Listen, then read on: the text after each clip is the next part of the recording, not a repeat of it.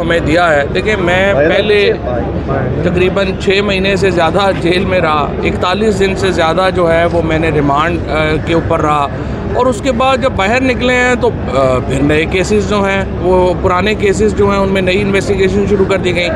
तो हमारा नुक्ता नज़र हाई कोर्ट में ये था कि अगर इस तरह से हर केस में अलहदा रिमांड के ऊपर बात जाएगी और 47 केस हैं और 30 दिन का अगर रिमांड है तो फिर बेल की प्रोविजन तो अमली तौर के ऊपर ख़त्म हो गई। आपने रिमांड और बेल का जो अख्तियार है कोर्ट्स का वो तो ख़त्म कर दिया। तो इस नुक्ते के ऊपर जो हाई कोर्ट है उसने हमें ये आज तमाम जो पुलिस है उसको किसी किस्म का जो कोर्सिव एक्शन है वो लेने से रोक दिया, और उन्होंने इसके ऊपर जो है वो जवाब कोर्ट को कहा, क्योंकि लॉ पॉइंट है, उन्होंने कहा था इसके ऊपर जवाब के लिए आप जो है वो उन्होंने मौका दिया है गवर्नमेंट को कि वो आके दे।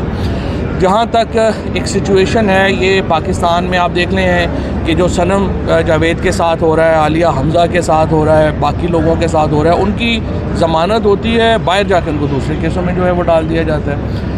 महमूद रशीद साहब जो हैं वो बीमार हैं, हॉस्पिटल है, 13 महीने उन्हें हो गए, उनके ख़िलाफ़ चलान तक नहीं आया और वो भुगत रहे हैं। एजाज चौधरी साहब जो हैं वो सेनेटर हैं।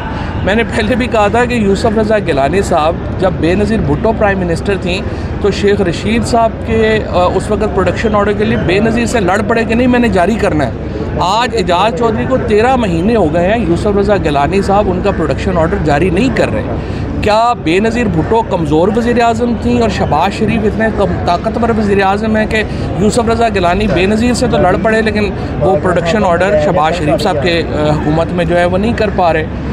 तीसरी बात ये कि पूरी दुनिया में जो बदनामी हुई पाकिस्तान की ये इद्दत केस को लेके, आपने ये बिलावल भुट्टो और शहबाज शरीफ की जो हुकूमत है इसने मुस्लिम पर्सनल लॉ को वेपनाइज़ किया है अपने सियासी मुखालिफिन के ख़िलाफ़। और आज अमेरिकन स्टेट डिपार्टमेंट में जो मजाक बना है पाकिस्तान का, जिस तरीके से इस केस के ऊपर पूरी दुनिया में जिस तरीके से मुस्लिम पर्सनल लॉ का मिसयूज़, इन्होंने सबसे पहले आपको याद होगा कि ब्लास्फेमी का केस यूज़ किया था। आज हमारे वज़ीर दाखिला साहब जब पोप के पास बैठे हुए हैं और ब्लास्फेमी ज़ाहिर है एक बड़ा इंपॉर्टेंट इशू होगा, तो सबसे पहले इन्होंने इस्तेमाल किया हम लोगों के ख़िलाफ़ के ये वहाँ पे गए, ये जब शहबाज शरीफ वगैरह और मक्का मुकर्रमा में इनको चोर चोर के नारे लगे, इन्होंने हम सब के ऊपर जो है ब्लास्फेमी केस लगा दिया। हमारा उससे कोई ताल्लुक़ ही नहीं था, हम तो यहाँ बैठे थे। उसके बाद जो है वो सारे केसेस ख़त्म हुए।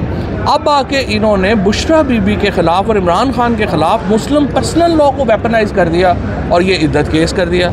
ये रियासत को, स्टेट अथॉरिटीज़ को माफ़ी मांगनी चाहिए आज बुशरा बेगम साहिबा से और इमरान खान से, जिस तरीके से उन्होंने ये केस जो है वो चलाया। इसको ख़ुद वापस लें खुदा के लिए, पाकिस्तान की कोई इज़्ज़त रहने दें दुनिया में। कुछ थोड़ी बहुत अपनी इज़्ज़त अगर आपकी नहीं है तो पाकिस्तानियों की इज़्ज़त रहने दें। आज जब पाकिस्तानी बाहर पासपोर्ट निकालते हैं उनको शर्म आ रही होती है कि ये हमारे मुल्क में जो कुछ हो रहा है उसकी हरकतों के बाद हमारा क्या जो यहाँ पर हालात हैं वो उसके मुताबिक हैं। सो आप सियासी मफादात के लिए मुस्लिम पर्सनल लॉ को इस्तेमाल ना करें, ब्लास्फेमी लॉ को इस्तेमाल ना करें और सियासत के ऊपर जो है वो मुकाबला करें। सियासत में इमरान खान का कोई मुकाबला है नहीं इस वक्त। अभी इमरान खान को आपने जेल में रखा हुआ है तो इमरान खान का कद नीचे जा रहा है या ऊपर जा रहा है? आज से 3 महीने बाद इमरान खान का कद और ऊपर होगा। और ये जो बातचीत की आज बात हो रही है शायद उसको ज़रूरत ही ना पड़े। इसके बावजूद मैं ये समझता हूँ कि PTI को ज़्यादा एक्साइटेड नहीं होना चाहिए, हुकूमत को ज़्यादा अग्रेसिव नहीं होना चाहिए। पाकिस्तान के जो इस वक्त मसाइल हैं, हम बिल्कुल एक एज के ऊपर हैं। यहाँ पे किसी वक्त जो है वो कोई बड़ा मसला शुरू हो जाए, उससे बचने के लिए ज़रूरी है कि एक अपनी पोजीशंस जो हैं उनको बेहतर करें। PTI ने क्या पोजीशन वापस करनी है, हुकूमत ने अपनी पोजीशन वापस करनी है। इद्दत केस के ऊपर माफ़ी मांगें और पॉलिटिकल प्रिजनर्स को फौरी तौर पर रिलीज़ करके बातचीत का आगाज़ करें, पाकिस्तान में आइन को बहाल करें। और यहाँ पे अगर हम जो जजेज़ हैं उनको जो है वो सल्यूट ना करें, इस्लामाबाद के जजेस को, सुप्रीम कोर्ट में, Lahore high court, Sindh high court, Balochistan, जो जज, जो KP खैबर पख्तूनख्वा, जो जज इस वक्त खड़ा है, जिन मुश्किल हालात में खड़ा है, देखिए ना वहाँ पे जो हिंदुस्तान में नरेंद्र मोदी को जो एक उसकी सीटें कम हुई हैं, शिकस्त हुई है, वो क्यों कहा जा रहा है? क्योंकि पहली बार हिंदुस्तान के अंदर इलेक्शन कमीशन जो है उसको सबड्यू किया गया, वहाँ पे अपने मुखालफों के ख़िलाफ़ पुलिस इस्तेमाल की गई। पाकिस्तान में तो मुखालफों के ऊपर पुलिस ही नहीं, पाकिस्तान के ऊपर तो एक रियासत का एक हाथी छोड़ दिया गया अपने मुखालफों के ऊपर, और जो उनका दिल है कि इसको कुचल ही दे अपने मुखालफों को, कोई हमारा मुखालफ ज़िंदा ही ना बचे, इसके ऊपर जो है वो आप सियासत नहीं हो सकती। पाकिस्तान में सियासत को नॉर्मलाइज करने की ज़रूरत है, सियासत को वापस लाएँ, और ये जो हाथी आपने अपने मुखालफों के ऊपर छोड़ा है, इससे पहले कि ये पोरस का हाथी बन जाए और ये आपको कुचल दे, आप नॉर्मलाइज करें पॉलिटिक्स को। तो साहब ये बताएं कि जो रियासत की जो बजट आ रहा है उसमें एक तो महंगाई कम होती दिखाई दे रही है, और ये सुनने में आ रहा है कि डॉलर को फिक्स करने जा रहे हैं, कैसा देखते हैं? और महंगाई कैसे देख रहे हैं कि कम हुई या कि नहीं हुई? महंगाई इकॉनमी पाकिस्तान का मसला ही नहीं, ज़िंदगियाँ लोगों की नहीं है, लोग जेलों में हैं, राइट्स का इस वक्त बात है। महंगाई ऊपर जाए नीचे जाए, इकॉनमी ठीक हो ना ठीक हो, ये तो तब बातें होती हैं जब ज़िंदगी हो।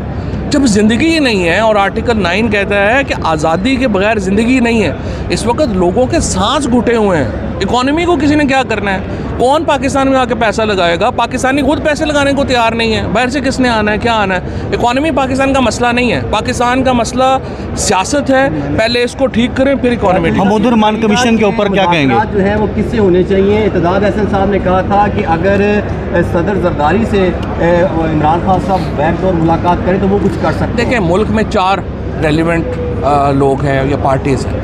ज़ाहिर है इमरान खान है, क्योंकि इमरान खान पाकिस्तान के अवाम की नुमाइंदगी करते हैं, और फिर फ़ौज है और नून लीग और पीपल्स पार्टी। ये 4 एक है जो रेलिवेंट लोग हैं जो कि जिनको होना चाहिए।